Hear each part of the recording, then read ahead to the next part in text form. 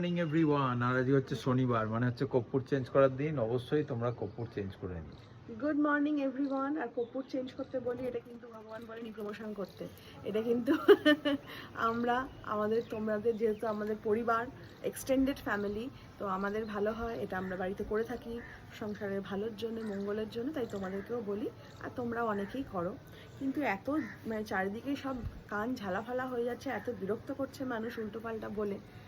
অত ভাবি কান দেবো না, চোখ দেবো না, কিন্তু সেই যাচ্ছে। তো মধুমিতাদের সাথে সেদিন কনসাল্ট করছিলাম, তো মধুমিতাদের বলছি, ও মধুমিতাদি কী করা যায় বলো তো, হ্যাঁ মাথাটাকে কীভাবে ঠান্ডা রাখা যায় তুমি একটুখানি বলো তো, এত চতুর্দিকে কান ঝালাপালা।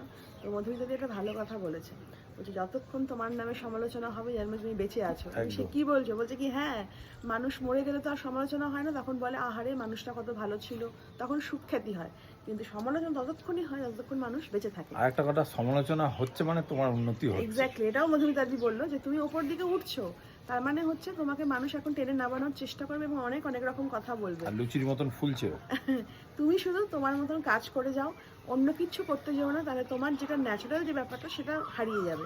তো তুমি যেরকম আছো, তোমার থেকে সবসময় একটা পজিটিভ যে এনার্জিটা সবাই পাচ্ছে, সেটাই মানে একদম অথেন্টিক। তো তুমি যেরকম আছো সেরকমই থাকো, নিজেকে একদম চেঞ্জ করার দরকার নেই। আর যে যাওয়া বলছে বলতে দাও, সেগুলো কি জানো, সেগুলো হচ্ছে ফ্রাস্ট্রেশন আর হিংসা, আর সব ব্যাক করে আসবেও সেগুলো।